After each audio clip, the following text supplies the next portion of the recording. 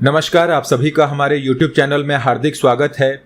नेताजी के विशेष पत्र इस श्रृंखला के अगले वीडियो के साथ हम उपस्थित हैं। इस वीडियो में भी हम पत्रों का सिलसिला जारी रखेंगे। तो आइए पहला पत्र पढ़ते हैं। माँ, भारतवर्ष भगवान का बहुत ही प्रिय स्थान रहा है।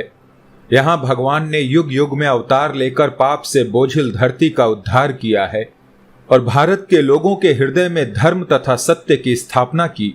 देखो माँ, भारत में सब कुछ है। प्रचंड गर्मी, प्रबल शीत, अधिक वर्षा, मनोहर शरद और वसंत। दक्षिण में स्वच्छ जल से परिपूर्ण पवित्र गोदावरी दोनों किनारों का स्पर्श करती है।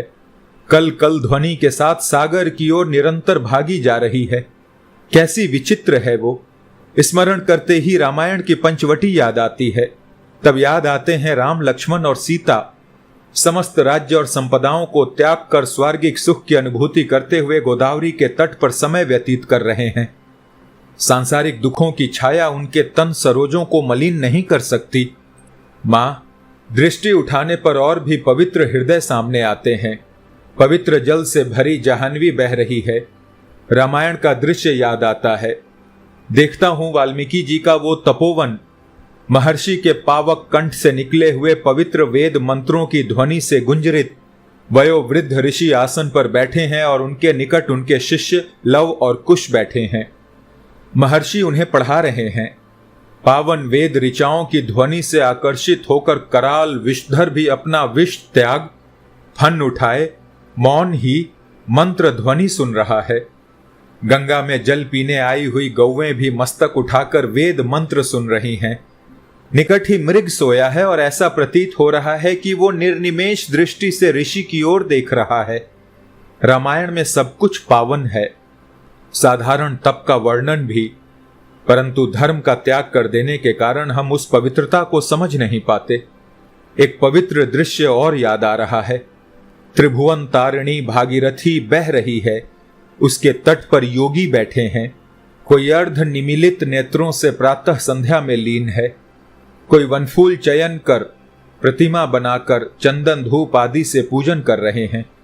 कोई मंत्रोच्चारण से दिशाओं को गुंजरित कर रहे हैं। कोई भागीरथी के पवित्र जल से आचमन कर स्वयं को पवित्र कर रहे हैं।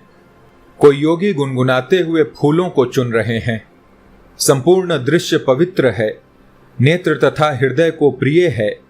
परंतु जब ये स्मरण होता है कि वे ऋषि कहाँ हैं, उनके वे पवित्र मंत्रोच्चारण कहाँ हैं और कहाँ है उनके यज्ञ पूजन आदि, स्मृति से हृदय विदीर्ण हो जाता है। आपका सुभाष। आइए एक पत्र और पढ़ लेते हैं। ये पत्र नेताजी सुभाष चंद्र बोस ने अपने राजनैतिक गुरु, स्वतंत्रता सेनानी, देश बंधु चित्तरंजन दास जी की धर्म पत्नी श्रीमती वासंती देवी के नाम लिखा था। आइए इसे भी पढ़ लेते हैं। परम पूजनीय माता जी, चरण स्पर्श। पिछले पत्र में मैंने कर्तव्य के विषय में लिखने की धृष्टता की थी।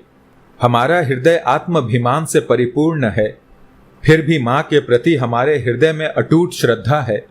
माँ के अतिरिक्त अन्य कोई माँ के समान पूज्य नहीं है। हमारा इतिहास गवाह है कि विपत्ति काल में सदा हमने माँ का आह्वान किया है। हमारा राष्ट्रीय अभियान वंदे मातरम गीत से ही प्रारंभ हुआ है। मैं अपना परिचय आपकी संतान कहकर दे रहा हूं। आप मुझे आशीर्वाद दीजिए कि मेरे द्वारा आपका नाम कलंकित न होने पाए। मैं आपका योग्य पुत्र सिद्ध हो सकूं। बस मेरी इतनी ही आकांक्षा है। मुझे आशीर्वाद दीजिए कि मैं अपने कर्तव्य पथ पर अविचलित चलता रहूं। अपनी धृष्टता और अयोग्यता की चिंता से मैं व्यथित रहता हूं। मेरा संघर्ष काल्पनिक नहीं वरन संपूर्ण रूप से यथार्थ पर आधारित है।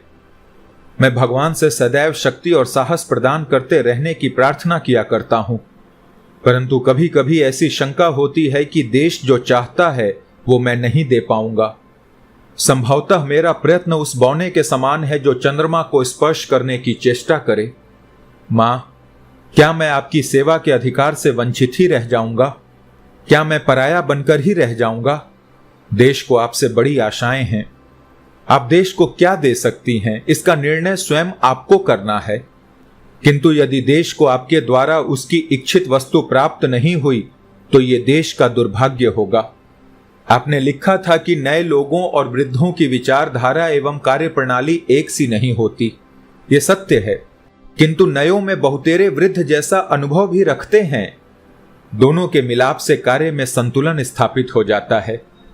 यदि नए लोग आपको अपना साथी मान लें और आपके नेतृत्व में श्रद्धा विश्वास व्यक्त करें, तो आपको उनके नेतृत्व में क्या आपत्ति होगी? यदि आप इस समय हमारा नेतृत्व नहीं करती तो संपूर्ण बंगाल में दूसरा कोई व्यक्ति नहीं है जिसका नेतृत्व हम हृदय से स्वीकार कर सकें। यदि हमें आपका नेतृत्व प्राप्त न हो सका तो हम भाग्यहीनों को आत्म प्रतिष्ठा के मार्ग पर चलना होगा। आपका आशीर्वाद ही हमारे लिए अमूल्य प्रेरणा और प्रसाद है। सादर प्रणाम सहित सुभाष। धन्यवाद। मुलाकात होगी अगले वीडियो में अन्य पत्रों के साथ। जय हिंद।